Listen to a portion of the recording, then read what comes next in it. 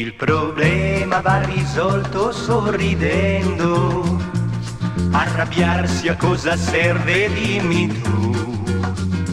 Se ti fai cattivo sangue, se ti complichi la vita, forse un giorno non saprai sorridere più. La tristezza ti avvelena l'esistenza, un sorriso invece tutto cambierà.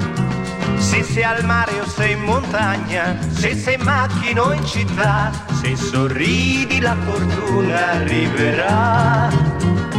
Se sorridi scopri la felicità.